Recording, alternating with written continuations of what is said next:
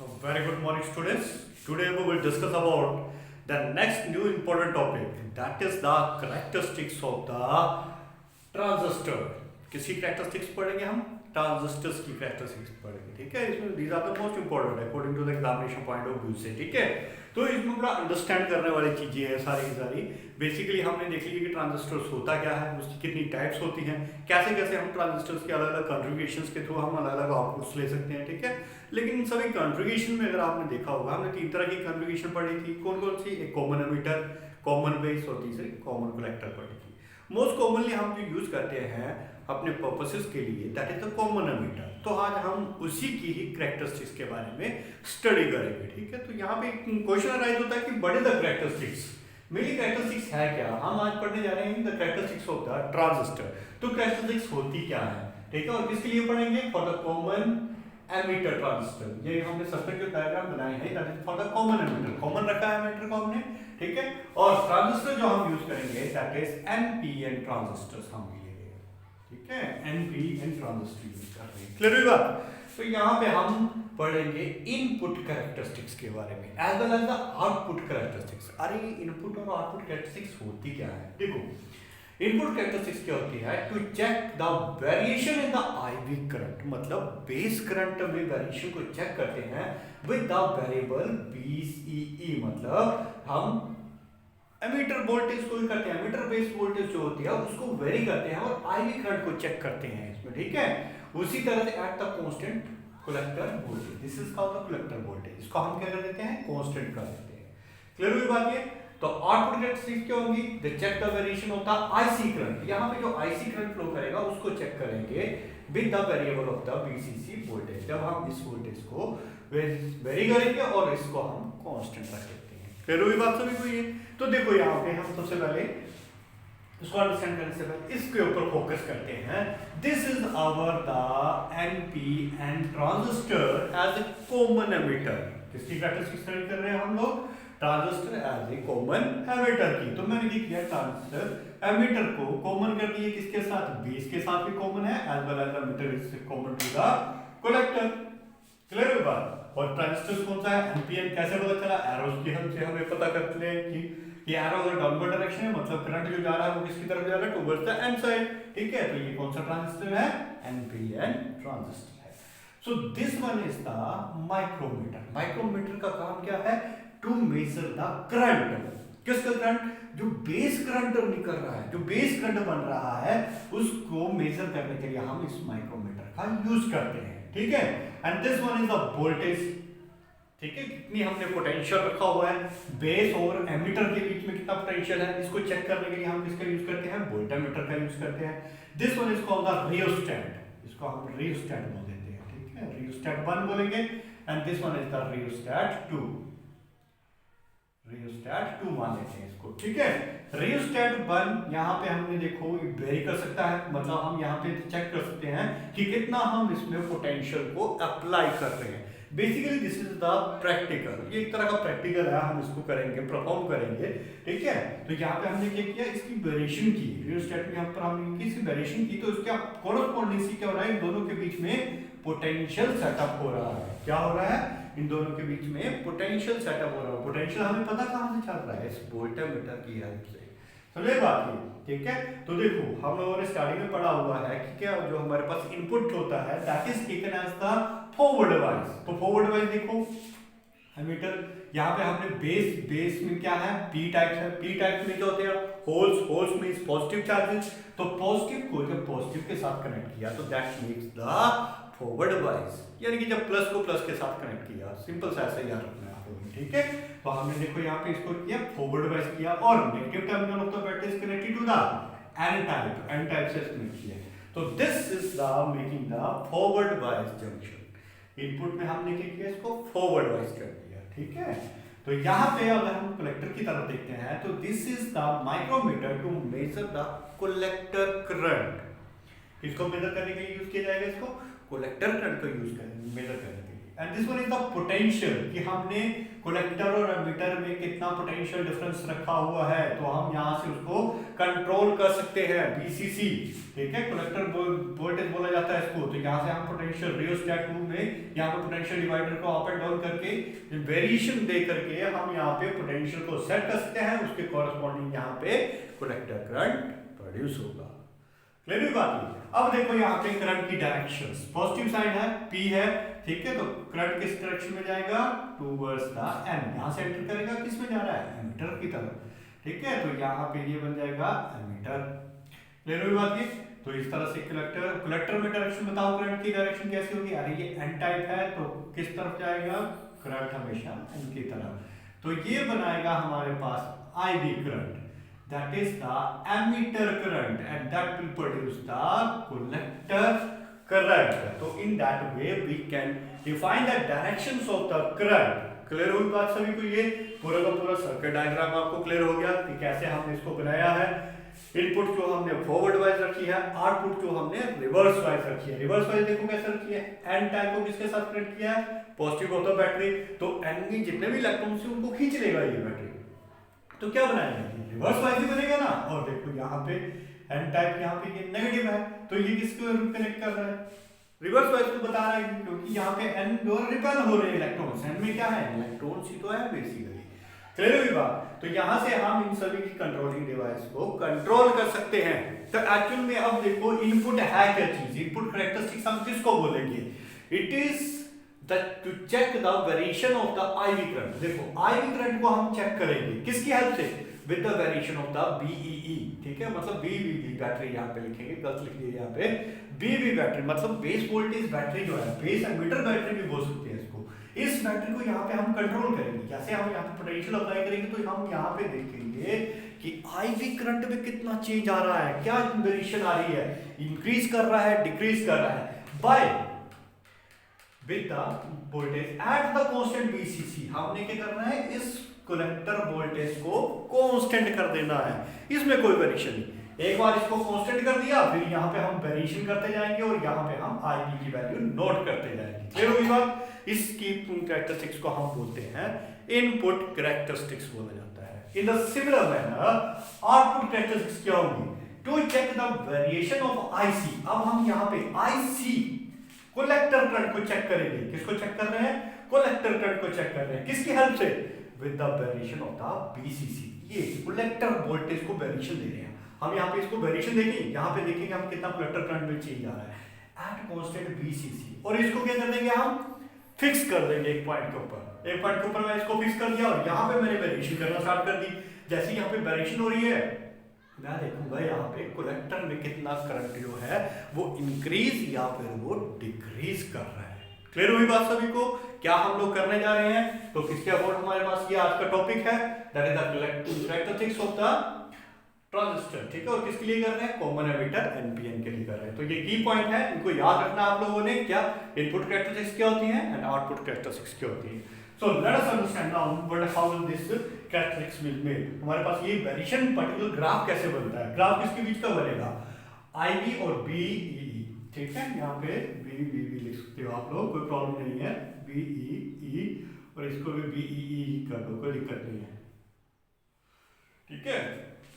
इसकी वेरिएशंस हम लोगों ने चेक कर ली। तो देखो हमने किया क्या, यहाँ पे मैंने टेबुलर फॉर्म में इसको डिफाइन किया हुआ है। हमने क्या किया? टेबल बनाया हम। पहले फर्स्ट टेबल में हमने BCC को अभी क्या बोला? कैरेक्टरिस्टिक्स हमने कैसे बनानी है? इनपुट में BCC को कांस्टेंट रखना है। तो मैंने क्या किया?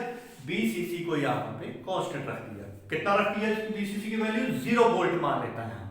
स्टार्टिंग में मैंने क्या किया? 0 वोल्ट रख दी। जब मैंने इसकी वोल्टेज यानी कि BCC की वैल्यू 0 वोल्ट रखी, ठीक है, और यहाँ पे इसकी वोल्टेज को इंक्रीज करता जाता हूँ। ये रफ डाटा लेता हूँ, इसको इसके साथ मैच नहीं करेंगे। 1 वोल्ट रखा मैंने BEE, यानी कि यहाँ पे मैं इसकी वैल्यू को बढ़ा रहा हूँ। जैसे मैं इसकी वैल्यू को बढ़ा रहा हूँ तो यहाँ पे IV करंट को मैंने मेजर करना है। तो IV करंट में कोई भी वेरिएशन नहीं आएगी। क्यों नहीं आएगी? 2 वोल्टेज पर भी, 3 वोल्टेज पर भी 0, 4 वोल्टेज पर भी 0, 5 वोल्टेज पर भी 0। क्यों 0 होगा? अरे भाई जब तक आपका कलेक्टर नहीं चलेगा तो आपका ट्रांजिस्टर ऑपरेट ही नहीं होगा, ठीक है। पूरा का पूरा ट्रांजिस्टर तभी ऑपरेट होगा जब हमारा पास कलेक्टर जो है वो मूव करेगा, मतलब कलेक्टर में भी जो अट्रैक्शन होगी। इसका मतलब क्या हुआ, यहाँ पे करंट क्यों नहीं फ्लो कर रहा है। देखो मैंने क्या किया है, यहाँ पे कलेक्टर की वैल्यू को 0 रखनी है, बीसीसी की वैल्यू को कितना रखा हमने, 0 वोल्ट रखा है। इसका मतलब क्या हुआ, मतलब ये हुआ कलेक्टर के रीजन में होता क्या था एक्चुअल में। देखो जब हम पूरे सर्किट को जोड़ देते थे तो यहाँ एमीटर से जो कि हैवी डोप्ड होता था, इसमें से इलेक्ट्रॉन जो है यहाँ पे डिफ्यूज होकर कहाँ पहुंचते थे, यहाँ पे पहुंचे। तो यहाँ पे कलेक्टर रीजन में इनको अट्रैक्शन मिलती थी, अट्रैक्शन मिलेगी तो यहाँ से इस तरफ जाएंगे तो एक सर्किट कंप्लीट होगा। ठीक है, जब मैंने वोल्टेज ही 0 रख दी यहाँ पे, जब इलेक्ट्रॉन को मैं यहाँ पे डिफ्यूज करवा दूंगा, एनर्जी दे देता हूँ, तो यहाँ पे पहुंच भी जाते हैं कलेक्टर में, तो they will not constitute any kind of the current, क्योंकि आपकी कट ऑफ स्टेट होती है। इसमें ट्रांजिस्टर जो है स्टेट में ऑपरेट ही नहीं होगा। यानी कि फर्स्ट केस में जब हमने कलेक्टर वोल्टेज 0 रखी है, there is no current in the transistor. Clear होगी बात ये। तो ये फर्स्ट केस जो है हमारे पास 0, मतलब कोई इसमें ग्राफ नहीं बनेगा। बट एज सून एज जैसे ही मैं यहाँ पे कलेक्टर वोल्टेज को, अब कलेक्टर वोल्टेज को मैं करता हूँ थोड़ा और फिक्स कर देता हूँ, यानी कि अब मैंने फिर से इसको रोटेट किया तो यहाँ पे 3 वोल्ट पे मैंने इसको सेट करके रख दिया। अब 3 वोल्ट से सेट करके रख दिया, मतलब क्या हुआ, यहाँ पे इसकी डिप्लेशन रीजन जो है वो बड़ी होगी। डिप्लेशन रीजन क्या होगी, ठीक होगी, बड़ी होगी ना, रिवर्स वाइज है। क्यों, कलेक्टर क्या है, रिवर्स वाइज है। रिवर्स वाइज में क्या होगा, इसकी डिप्लेशन लेयर में क्या हो जाएगी, इंक्रीज कर जाएगा, डिप्लेशन रीजन जो वो बड़ा हो जाएगा। तो जैसे ही मैंने यहाँ पे 3 वोल्ट रखा, तो मैंने यहाँ पे रफ डाटा डाल देते हैं इसमें, 1 वोल्टेज बैटरी रखी, तो यहाँ पे आईवी करंट तो 0 ही था।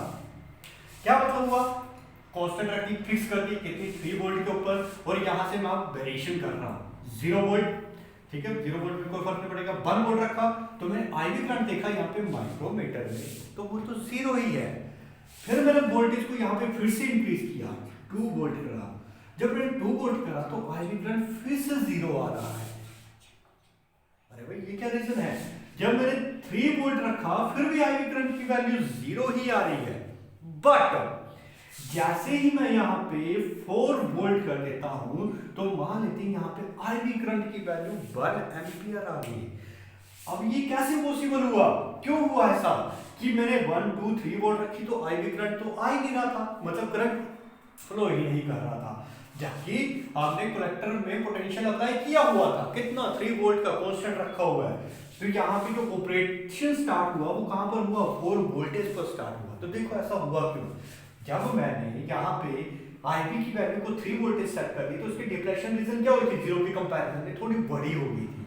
अब यहाँ से जो इलेक्ट्रॉन, मैंने यहाँ पे इसको 0 वोल्ट पे रखा मान लो, तो इलेक्ट्रॉन को यहाँ पे रिपल्शन मिलेगी नहीं, रिपल्शन नहीं मिलेगी, मतलब ये इलेक्ट्रॉन अगर जाने भी चाहते हैं तो आगे जा ही नहीं पाएंगे।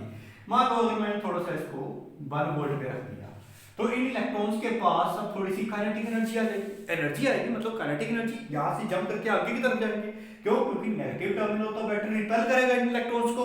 ठीक है, इलेक्ट्रॉन जैसे रिपेल होंगे तो वो यहाँ से क्रॉस करते हुए यहाँ पहुंचेंगे। बट इन डिप्लेशन रीजन जो है इस कलेक्टर रीजन की और बेस रीजन की, ये डिप्लेशन रीजन बड़ी है। किसकी वजह से, वोल्टेज बढ़ा दी यहाँ पे हमने, रिवर्स वाइज वोल्टेज, तो उसकी वजह से डिप्लेशन रीजन भी क्या हो गया, बड़ा हो गया है।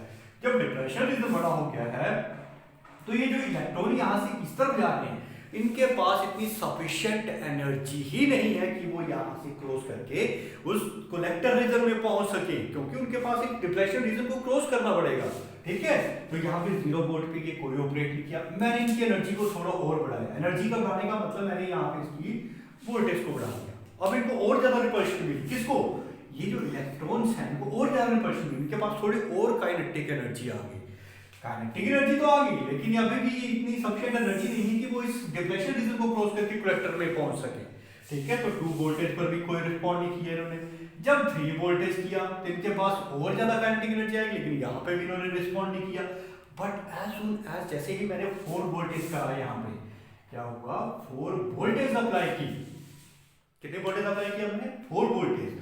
अब इन इलेक्ट्रॉन्स के पास इतनी सफिशिएंट एनर्जी आ गई कि वो यहां से इस डिप्लेशन रीजन को भी क्रॉस करके कहां अप्रोच कर जाएंगे, कलेक्टर में पहुंच जाएंगे।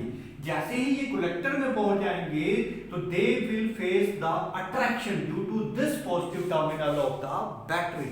क्या हुआ इनको? अट्रैक्शन फेस हुई, तो ये किस तरफ मूव करेंगे? They will move towards this circuit and will constitute the current. अब पूरा का पूरा क्या होगा, ये करंट को कॉन्स्टिट्यूट करेगा। आईवी करंट तभी फ्लो करेगा ना, अरे जब कलेक्टर करंट चलेगा, कलेक्टर ऑपरेट होगा।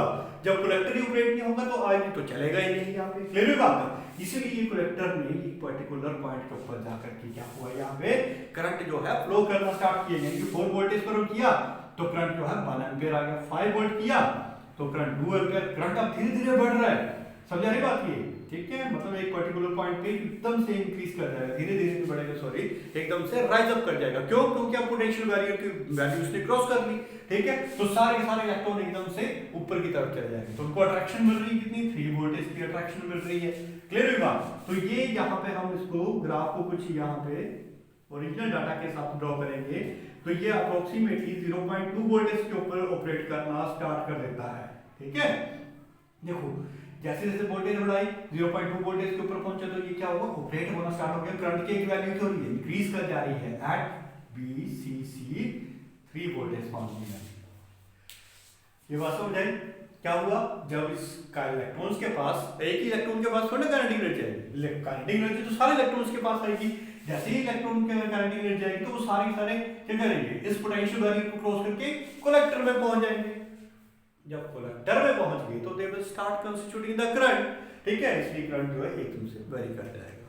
अब एक और कंडीशन अगर हम देख लेते हैं, मान लो अब मैंने कलेक्टर वोल्टेज जो है वो कितना रख दिया?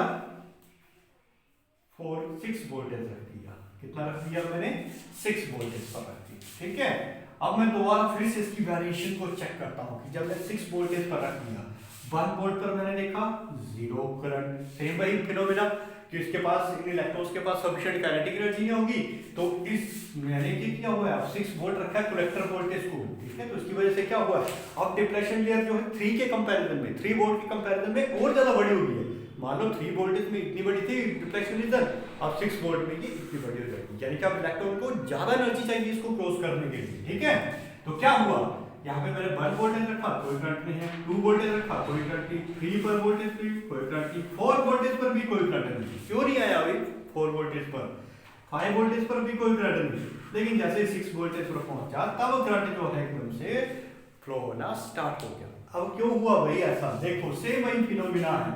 जब मेरे पास डिप्लेशन रीजन की वैल्यू छोटी थी, ये मेरे पास डिप्लेशन रीजन है और यहाँ पे इलेक्ट्रॉन ने इसको इंजेक्ट आउट करके यहाँ पहुंचना है, तो इस डिप्लेशन रीजन को क्रॉस करना पड़ना था। मान लो ये 3 वोल्ट के लिए था, जब मैंने 6 वोल्ट का कर दिया, ये 6 वोल्ट का कर दिया, मतलब डिप्लेशन रीजन जो वो और ज्यादा बड़ी होगी। अब यहाँ से इसकी थिकनेस यहाँ पहुंच गई, तो इलेक्ट्रॉन को इसको क्रॉस करने के लिए और ज्यादा एनर्जी चाहिए। समझे बात नहीं? तो 1 वोल्ट पे रखा, कोई फर्क नहीं पड़ा। 2 वोल्ट पे कोई फर्क नहीं पड़ा। 3 वोल्ट पे कोई फर्क नहीं पड़ा। 4 वोल्ट पे पीछे वाला जो था वो ऑपरेट करना स्टार्ट कर देता। क्यों? क्योंकि उसकी डिप्लेशन लेंथ क्या थी? छोटी थी, इसलिए उसने जल्दी ऑपरेट करना स्टार्ट कर दिया। लेकिन यहाँ पे डिप्लेशन रेंज में बड़ी कर दी है। किसकी वजह से? रिवर्स वाइज वोल्टेज बढ़ा रही है मैंने। ठीक है, तो डिप्लेशन रीजन भी बड़ा हो गया। तो अब इलेक्ट्रॉन्स के पास 3-4 वोल्टेज के ऊपर इतनी सफिशिएंट एनर्जी नहीं थी कि वो यहाँ से क्रॉस करके इस रीजन में पहुंच सके। ठीक है, तो 6 वोल्ट जब मैं यहाँ पे पहुंचा तब जाकर के इलेक्ट्रॉन के पास उतनी सफिशिएंट एनर्जी आई कि वो इस एमिटर रीजन से क्रॉस करते हुए कहां पहुंच सके? कलेक्टर के पास, तब वो करंट को कॉन्स्टिट्यूट कर सके। ठीक है, तो यहाँ पे क्या हुआ? अब वोल्टेज थोड़ी और बढ़ गई। पहले 4 वोल्टेज पर ऑपरेट हो जानी थी, अब उससे जब हमने 6 वोल्टेज पर रखा बीसीसी को, तो क्या हुआ? और ज्यादा वोल्टेज इसको लगी करंट को फ्लो करवाने की। इसलिए इसका ग्राफ कुछ इस तरीके से बन जाएगा, that is BCC at what 6 voltage के ऊपर। क्लियर है बात? अगर हम एक और रीजन ले लेते हैं, 6 से 9 वोल्टेज कर देते हैं, तो इसका मतलब डिप्लेशन ले रहा है वो और बड़ी हो जाएगी। तो इसी इलेक्ट्रॉन को इस डिप्लेशन रेट को क्रॉस करने के लिए और ज्यादा हाई एनर्जी चाहिए होती है। क्लियर हुई बात ये? तो this one is called the input characteristics. ठीक है, इनपुट कैरेक्टरिस्टिक्स किसका ग्राफ बनाया हमने? IB versus BEE। किसको कांस्टेंट रखा? BCC को कांस्टेंट रखने पर हमारे पास ये ग्राफ हमें मिला। So this one is called as the input characteristics.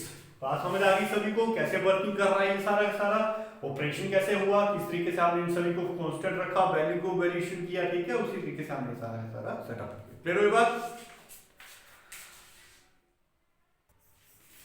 Okay, second हम डिस्कस करने जा रहे हैं अब output characteristics of the transistor. ठीक है, आउटपुट कैरेक्टरिस्टिक्स क्या बताए थे आपको? Check the variation of the IC current. IC कहाँ पर है? आउटपुट में है। ठीक है, आईसी करंट को चेक करेंगे with the variation of VCC, यानी कि जब हम इसको वेरी करेंगे by taking the constant value of this, इसको हम कांस्टेंट फिक्स कर देंगे और यहाँ पे वेरिएशन करते चलेंगे, फिर देखेंगे कि आईसी करंट में क्या वेरिएशन आ रही है। ठीक है, उसके बारे में अब हम डिस्कस करेंगे। That is called the output characteristics. Clear बात है? तो यहाँ पे हम देखते हैं अब किस तरीके से ये रिस्पॉन्ड करता है। देखो कंस्ट्रक्शन सारी पहले हम लोगों ने डिस्कस कर ली, कैसे बना, किस तरीके से करंट फ्लो कर रहे हैं, कैसे आईवी करंट, आईवी करंट और आईसी करंट फ्लो कर रहे हैं। ठीक है, अब हम आउटपुट कैरेक्टरिस्टिक्स में करते हैं बात। क्या बात करेंगे? हमने बीईई मतलब या तो आईवी करंट को फिक्स कर दिया या तो फिर इसको फिक्स कर दिया, या दोनों में से किसी एक को फिक्स कर सकते हैं हम लोग। ठीक है, एक ही मीनिंग है। यहाँ पे अगर सेट कर रहे हैं तो आईवी करंट को ही सेट कर रहे हैं हम लोग एक्चुअल में। ठीक है, तो क्या हुआ देखो, जब मैंने आईवी करंट की वैल्यू 0 रखी, मतलब बीई 0 वोल्टेज पे रखा, तो आईवी करंट की वैल्यू भी कितनी होगी? 0 ही होगी। ठीक है, IV will be equal to the 0 by taking this voltage. First case में हमने क्या, इस वोल्टेज को 0 रखा और यहाँ पे हम कलेक्टर वोल्टेज को बढ़ाते चले गए। 0 वोल्टेज और कलेक्टर वोल्टेज को बढ़ाया 1 वोल्ट से, कोई करंट नहीं, 2 वोल्ट से कोई करंट नहीं, 3 वोल्ट से कोई करंट नहीं, 4 वोल्ट में भी कोई करंट नहीं, 5 वोल्ट में भी कोई करंट नहीं, 6 में भी कोई करंट नहीं। अरे ये कैसे पॉसिबल हुआ? हम तो वोल्टेज को इंक्रीज कर रहे हैं, जबकि वोल्टेज इंक्रीज करने के साथ साथ करंट बढ़ना चाहिए। ओम्स लॉ के अकॉर्डिंग तो ये होता है, लेकिन यहाँ पे तो बन ही नहीं रहा है। क्या वजह रहेगी फिर? यहाँ पे हमने क्या किया, यहाँ पे वोल्टेज 0 रखी है और यहाँ पे हम इसको इंक्रीज कर रहे हैं bye taking this rheostat. Clear हुई बात है? लेकिन यहाँ पे आईसी करंट की तो कोई वेरिएशन ही नहीं आ रही है, आईसी तो 0 है। अरे क्या वजह है कि ये 0 आ रहा है? तो देखो यहाँ पे वजह क्या है इसके पीछे। जब हमने बीईबी वोल्टेज या बीबीबी वोल्टेज को हमने 0 रखा है, तो अरे भाई इलेक्ट्रॉन को यहाँ से तो रिपल्शन ही नहीं मिलेगी। जब इलेक्ट्रॉन को यहाँ से एनर्जी नहीं मिलेगी, रिपल्शन नहीं मिलेगी, तो इलेक्ट्रॉन यहाँ से मूव आगे की तरफ थोड़ी ना करेंगे, वो तो इस डिफ्लेक्शन रीजन को ही क्रॉस नहीं कर पाएंगे। ठीक है, ये जो बीच का रीजन बनाया हमने, बेस रीजन बनाया, बाकी डिफ्लेक्शन रीजन को रिप्रेजेंट कर रहा है, ये बेस रीजन है हमारे पास। तो इलेक्ट्रॉन तो इस यहाँ पे इस डिफ्लेक्शन को क्रॉस ही नहीं कर पा रहे हैं। 0 वोल्टेज है ना, 0 वोल्टेज में तो इलेक्ट्रॉन को एनर्जी नहीं मिली। अरे एनर्जी नहीं मिली तो इसको क्रॉस नहीं कर पाएंगे, तो बेस करंट नहीं बनेगा। अरे जब बेस करंट ही नहीं बना तो कलेक्टर कहाँ से बन जाएगा? क्योंकि जब इलेक्ट्रॉन इसको क्रॉस करके कलेक्टर में पहुंचेंगे तभी वो बनाएंगे ना कलेक्टर करंट। समझ आ रही बात ये? तो इलेक्ट्रॉन के पास इस वक्त सफिशिएंट एनर्जी नहीं है, इसी वजह से इलेक्ट्रॉन इस रीजन को क्रॉस नहीं कर पा रहे हैं, और क्रॉस नहीं कर पाएंगे तो कलेक्टर करंट नहीं बनाएगा। दैट्स व्हाई कलेक्टर करंट में जितनी भी वैल्यूज है वो सारी की सारी क्या आ रही है? 0 आ रही है यहाँ पे। क्लियर बात? अब देखो, जैसे ही मैं यहाँ पे वोल्टेज को राइज अप करता हूँ, यानी कि सॉरी वोल्टेज की राइज अप की, करंट को राइज अप कर दिया, मानो 3 एम्पियर, मतलब 3 एम्पियर जब यहाँ पे हुआ करंट, और यहाँ पे माने तो वोल्टेज को इंक्रीज कर रहे हैं ना, इसी को वोल्टेज इंक्रीज की तभी करंट इंक्रीज होगा आईवी में। ठीक है, अब वोल्टेज को इंक्रीज किया, जैसे मैंने वोल्टेज को इंक्रीज किया तो यहाँ पे इसको क्या मिली? रिपल्शन, क्योंकि ये फॉरवर्ड वाइज है, तो नेगेटिव टर्मिनल किसके साथ कनेक्टेड है? इलेक्ट्रॉन्स के साथ, एन टाइप्स के। ठीक है, तो इसकी वजह से क्या हुआ? इन इलेक्ट्रॉन्स को रिपल्शन मिली। अब जब इन इलेक्ट्रॉन्स को रिपल्शन मिली तो ये इलेक्ट्रॉन जंप करके इस पर्टिकुलर रीजन को क्रॉस कर जाएंगे, और कुछ एक इलेक्ट्रॉन्स यहाँ पे क्या करेंगे? होल्स के साथ कंबाइन हो जाएंगे। कंबाइन होंगे तो क्या बनाएंगे? बेस करंट बनाएंगे। ठीक है, जब तभी बना ना बेस करंट, वोल्टेज को बढ़ाया मैंने, यहाँ पे बेस करंट बना। ठीक है, क्यों? इसकी रिपल्शन मिली यहाँ पे इनको। लेकिन मैंने आगे क्या किया होगा, यहाँ पे मैंने वोल्टेज सेट कर दी है 3 वोल्ट के ऊपर, और यहाँ पे ये रखी है मैंने 0 वोल्ट के ऊपर। लेकिन यहाँ पे तो ऑपरेशन हो ही नहीं रहा है, 3 वोल्ट के ऊपर रखा है, मतलब आईवी करंट 3 एम्पियर है, और यहाँ पे मैं 1 वोल्ट कर रहा हूँ। 1 वोल्ट किया तो कोई करंट नहीं हुआ, सॉरी 1 वोल्ट नहीं, 0 वोल्ट किया, 0 वोल्ट के ऊपर कोई करंट नहीं हुआ। 0 वोल्ट के ऊपर कोई करंट नहीं, क्यों नहीं है करंट भाई? अरे इलेक्ट्रॉन यहाँ पे तो पहुंच जा रहे हैं, लेकिन यहाँ पे इसको अट्रैक्ट करने के लिए भी तो होना चाहिए, क्योंकि हमने तो इसको 0 कर दिया था, यानी कि यहाँ पे VCC की वैल्यू कितनी है? 0 कर दी है। तो 0 की है तो अट्रैक्शन नहीं होगी, अट्रैक्शन नहीं होगी तो इलेक्ट्रॉन यहाँ पे अप्रोच नहीं कर पाएंगे। ठीक है, क्योंकि सफिशिएंट एनर्जी नहीं होगी इनके पास। ठीक है, तो अट्रैक्शन भी तो नहीं मिल रही है इनको, तो यहाँ पे ये पहुंच ही नहीं पाएंगे, तो ये इसकी वजह से कलेक्टर करंट को भी कंस्टिट्यूट नहीं करेंगे। But as soon as I increase this value, अब इसकी वैल्यू को मैं इंक्रीज कर देता हूँ 1 वोल्ट, यहाँ पे कितना हो गया 1 वोल्ट। तो क्या हुआ अब देखो 1 वोल्ट के ऊपर इसकी वैल्यू क्या होगी 1 एम्पियर मान देता हूँ। क्यों? अरे भाई अब इन इलेक्ट्रॉन्स के पास इनको अट्रैक्शन मिल रही है, अगर इनके पास इतनी सफिशिएंट एनर्जी है कि इलेक्ट्रॉन यहाँ से डिफ्यूज करते हुए कहां पहुंच जा रहे हैं कलेक्टर रीजन में। पहले केस में क्या होता है इनको अट्रैक्शन नहीं मिल रही थी तो यहीं पे रह जा रहे थे ये, तो कलेक्टर करंट नहीं बन रहा था। अब इनको अट्रैक्शन फेस हो रही है, क्यों? क्योंकि अब आपने वोल्टेज को इंक्रीज कर दिया कितने 1 वोल्ट से, तो अब ये इलेक्ट्रॉन ड्रिफ्ट होंगे किसकी तरफ, इस टर्मिनल की तरफ जाएंगे इलेक्ट्रॉन से। तो ये they will constitute the IC current. Electron are drift over towards the positive of the battery, तो ये क्या बनाएंगे, अरे करंट तो कंस्टिट्यूट करेंगे। जब इलेक्ट्रॉन को फ्लो होना स्टार्ट होगा तो करंट बनना स्टार्ट हो जाएगा वहां पे, ठीक है। तो इलेक्ट्रॉन के पास अब यहाँ पे अट्रैक्शन हो रही है जिसकी वजह से क्या हुआ ये चलने लगा, ठीक है। तो जैसे ही मैंने 2 वोल्ट किया तो करंट भी 2 एम्पीयर हो गया। ऑब्वियस सी बात है, मैंने यहाँ पे इसको फिक्स कर दिया हुआ है कितना 3 एम्पीयर के ऊपर, ठीक है। तो 2 इलेक्ट्रॉन्स और मतलब नंबर ऑफ इलेक्ट्रॉन्स और अप्रोच करके उनको और फास्ट अट्रैक्शन के साथ क्या होगा अट्रैक्ट करेगा। 1 वोल्ट के ऊपर कम अट्रैक्शन थी तो ये स्लो चले हुए थे, 2 वोल्ट के ऊपर ज्यादा अट्रैक्शन है तो ये फास्ट चलेंगे। फास्ट चलेंगे तो मतलब जितना ज्यादा फास्ट 1 यूनिट करंट होता है एटम में charge per unit charge, 1 unit time के अंदर कितने चार्जेस अप्रोच कर रहे हैं, ठीक है। कम अट्रैक्शन थी तो कम चार्जेस अप्रोच कर रहे थे, ज्यादा अट्रैक्शन हुई तो ज्यादा चार्जेस अप्रोच करेंगे तो करंट भी क्या होगा ज्यादा हो जाएगा, ठीक है। उसी तरह से जब मैं 3 वोल्ट के ऊपर रखे गया तो और करंट बढ़ गया, लेकिन जब मैं 4 वोल्ट के ऊपर देखे गया तो करंट फिक्स हो गया। 5 वोल्ट रख किया तब भी करंट 3 एम्पीयर ही रहा, 6 वोल्ट किया तब भी करंट 3 एम्पीयर रहा, 7 वोल्ट किया तब भी करंट 3 एम्पीयर रहा। अब ये फिक्स क्यों हो गया भाई, कांस्टेंट क्यों होगी इसकी वैल्यू? देखो हमने क्या किया है, यहाँ पे बेस वोल्टेज की बैटरी को फिक्स कर दिया है कितने 3 एम्पीयर। मान लो 3 एम्पीयर में ये 10 इलेक्ट्रॉन्स को भेज रहा है। जब ये 10 इलेक्ट्रॉन्स भेज रहा है तो कलेक्टर जो है 10 इलेक्ट्रॉन्स को ही तो अट्रैक्ट करेगा, इसका अपनी मर्जी से थोड़े इलेक्ट्रॉन को अट्रैक्ट करने लग पड़ेगा ये, ठीक है। जब ये यहां से कंट्रोल कर रहा है कि मैं यहां से 10 इलेक्ट्रॉन्स को ही भेजूंगा तो 10 ही तो इलेक्ट्रॉन्स यहां कलेक्टर के पास पहुंचेंगे, ठीक है। तो 10 इलेक्ट्रॉन्स की वजह से ही क्या होगा करंट बनेगा। तो पहले इसने क्या किया कम इलेक्ट्रॉन्स को अट्रैक्ट किया, 10 में से कुछ एक इलेक्ट्रॉन्स को अट्रैक्ट किया, मतलब नंबर ऑफ इलेक्ट्रॉन्स जो थे कम अप्रोच कर रहे थे। फिर ज्यादा फास्ट रेट से उसको अप्रोच किया, फिर और ज्यादा फास्ट रेट से अप्रोच किया, फिर उसकी वजह से क्या हुआ जो हमने यहाँ पे फिक्स की हुई थी वैल्यू उससे ज्यादा इलेक्ट्रॉन यहाँ से हम भेज नहीं रहे हैं। जब इससे ज्यादा इलेक्ट्रॉन यहाँ से पहुंचेगी नहीं कलेक्टर में तो कलेक्टर करंट कहाँ से ज्यादा बढ़ेगा, कलेक्टर करंट को डिसाइड कौन कर रहा है, अरे यहाँ से एमीटर से कितने इलेक्ट्रॉन्स इस तरफ जा रहे हैं, समझ रहे बात ये।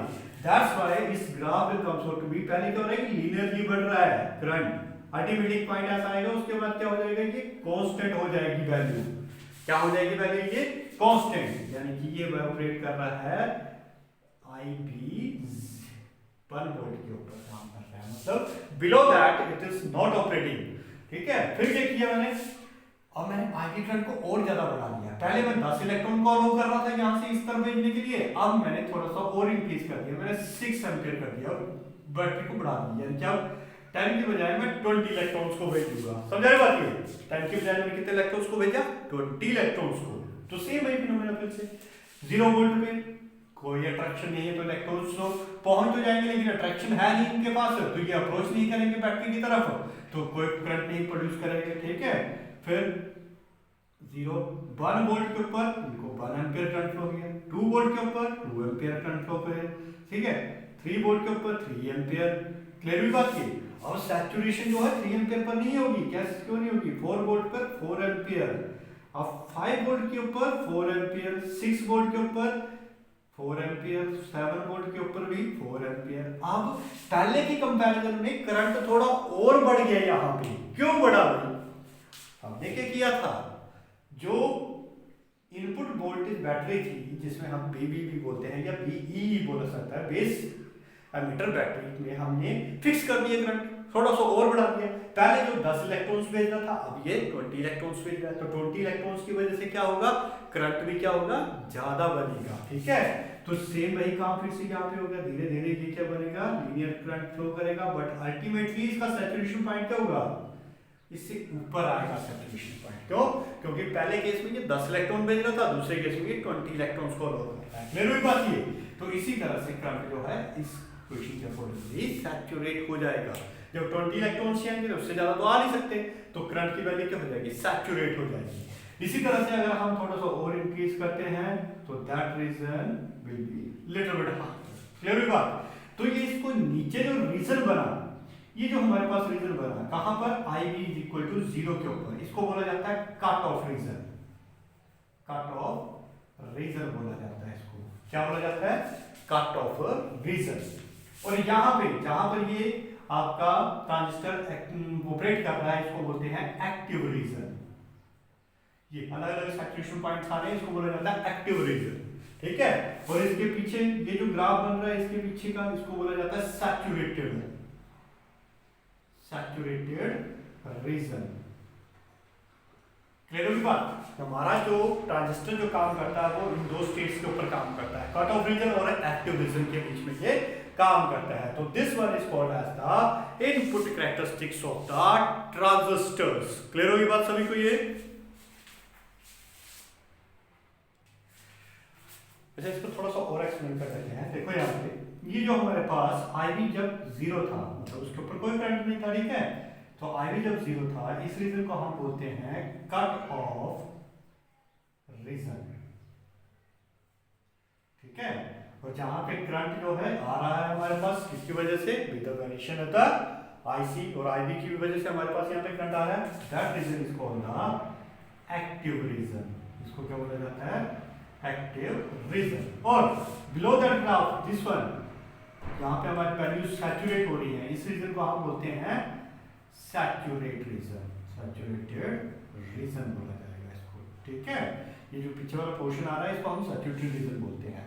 अगर हम ट्रांजिस्टर को एज एन एम्पलीफायर यूज करते हैं तो हम किसका यूज करते हैं, एक्टिव रीजन का यूज करते हैं। ठीक है। और अगर हम ट्रांजिस्टर को एज ए स्विच की तरह काम करवाते हैं तो ये काम करेगा कट ऑफ रीजन और सैचुरेटेड रीजन के बीच के काम। इसके बारे में हम डिटेल में बाद में टॉपिक में स्टडी करेंगे कि कैसे हम इसको एज एन एम्पलीफायर यूज करते हैं, कैसे एज एन स्विच यूज किया जाता है। ठीक है, मतलब इसके पर्पसेस जो होते हैं हमारे पास। Thank you all.